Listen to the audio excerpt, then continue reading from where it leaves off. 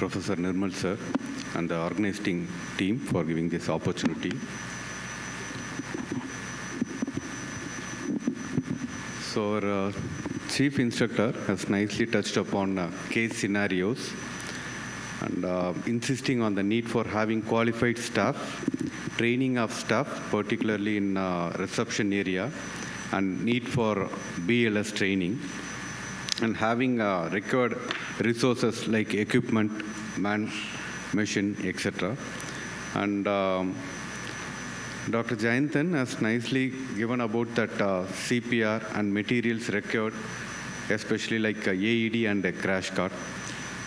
So now we will see how NABH has given that under various standards and which serves as a guideline to prepare and tackle medical emergencies.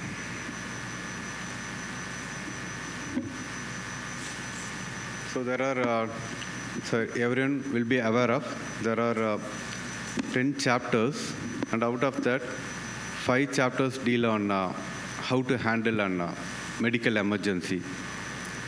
First is access, assessment, and continuity of care.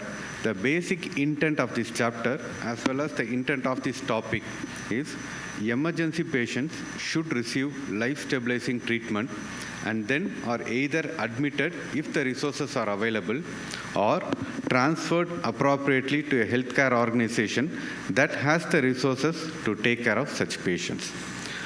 So, managing emergency cases in an organization is not an option, it is a compulsion, mandatory as per law.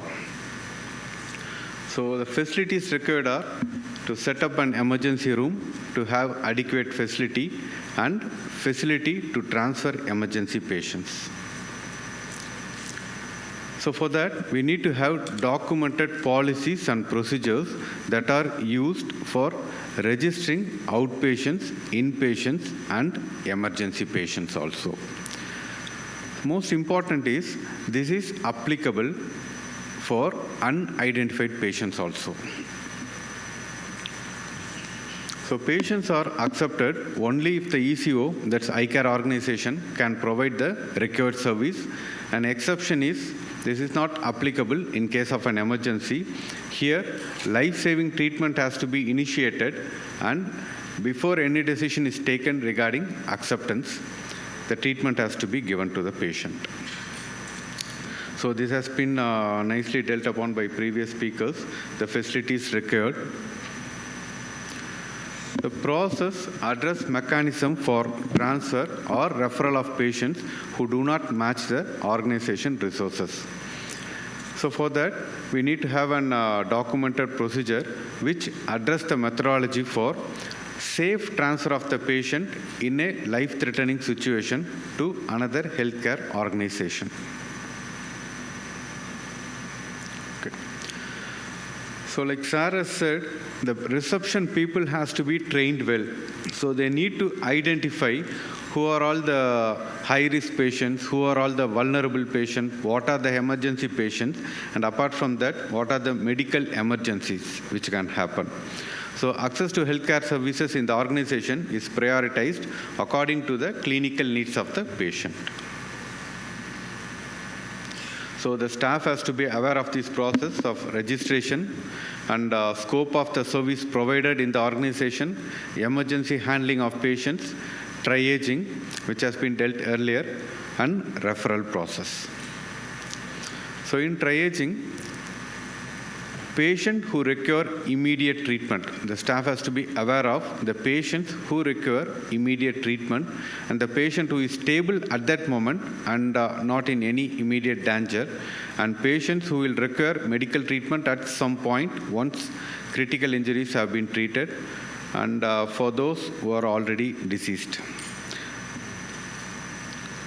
So with regard to NABH, then we need some documentation of the training records given and triaging in general emergencies, and documentation of the same in HR records and training manuals. So laboratory services are provided as per the scope of the organization, but there are mandatory items like monitoring of blood sugar, CBC, which is not only required for surgical patients but also for emergency patients. So because with regard to emergency, most of the instruments are sparingly used, so we need periodic calibration and maintenance of all equipments. Otherwise, at time of crisis, we may find that equipment may not be working well. So we need to have an interval, and we need to check that at time of doing this code blue thing. So this is applicable for point of care equipments also, like glucometers, BP apparatus, etc. So emergency services, including ambulance, are guided by documented policies, procedures, applicable laws and regulations. So let us see what are the applicable laws and regulations first. So applicable laws and regulations in India for emergency care are based on, as per our constitution, as per legal precedents, Hippocrates Oath and NMC guidelines, along with recent Clinical Establishment Act and medico-legal aspects. So as per our Indian Constitution, Article 21 is a fundamental right that gives right to life and personal liberty. So there are various Supreme Court judgments, and I will highlight some landmark judgments which has insisted on giving emergency care, like Paramanatha Katara versus Union of India, where the judgment says every doctor in government or otherwise has an professional obligation to extend services with due expertise for protecting life. And in case of Paschim Banga versus West Bengal State, judgment has clearly told no emergency patient shall be denied medical care.